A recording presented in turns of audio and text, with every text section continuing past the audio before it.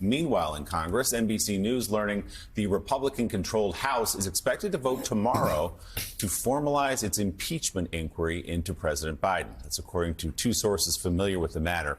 The resolution to authorize the probe set to go before the Republican-led House Rules Committee today. Let's bring in former MSNBC host Chris Matthews, MSNBC contributor Mike Barnicle, and former policy director for the 2012 Mitt Romney presidential campaign and Romney's chief policy advisor, Lan Hee Chen. Katty Kay also with us this hour as well. Good to see you all. Chris, I'll start with you. Let's start with the impeachment inquiry, something that used to be used sparingly now appears to just be a political tool back and forth between the parties.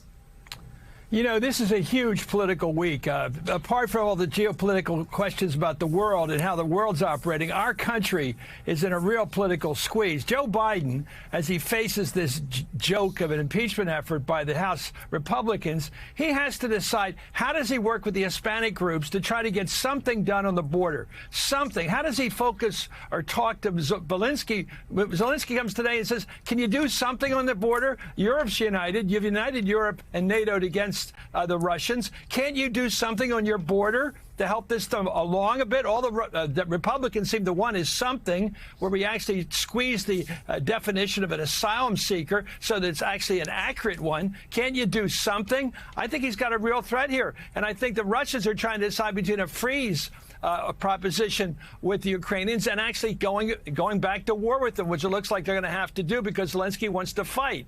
So all these questions are up in the air. The Europeans, the United States, and especially Joe Biden. He's got to make a move here. If he can't win the war with Ukraine, what's his justification of continuing in office except for protecting us from Trump?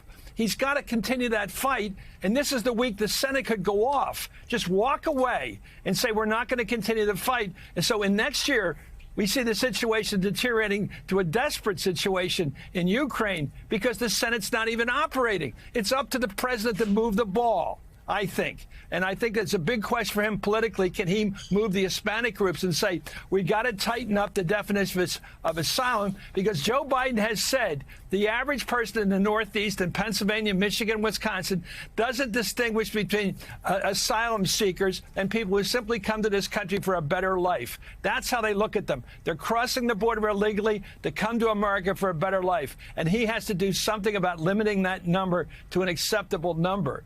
And on this impeachment thing, it's a joke.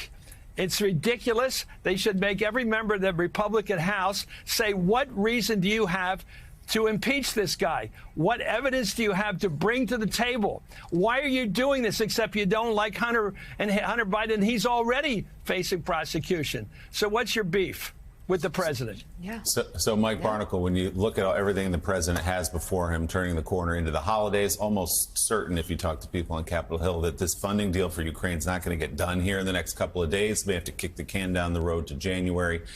How is the president feeling about everything before him, by the way, as he approaches the presidential campaign against Donald Trump? You know, we're sitting here around this table, the four of us. We lead fairly normal lives in the United States of America. If you're the president of the United States, you don't want to get out of bed in the morning. I mean, given the weight that he's carrying and the impeachment process that Chris was just alluding to. Unfortunately, sadly, in this country, there's a huge percentage of the voting population who think impeachment on both sides is now normal. It's part of politics. Oh, they impeached our guy. We'll try and impeach this guy. And what it does is really disturbing because it twists people's view of politics in America to the point where everybody seems so cynical each and every day. Nothing gets done. Nothing ever gets done because they're all tied up in just back and forth parleying. And it's a sad state of affairs when you consider the fact that the United States of America has Zelensky in town in Washington, D.C. today, basically saying, you know, we're the last stop for Russia on the way into Europe. We are the last stop. The Ukraine border is the last stop. Please help us stop Russia. And it's not going to happen. They're not going to get the money.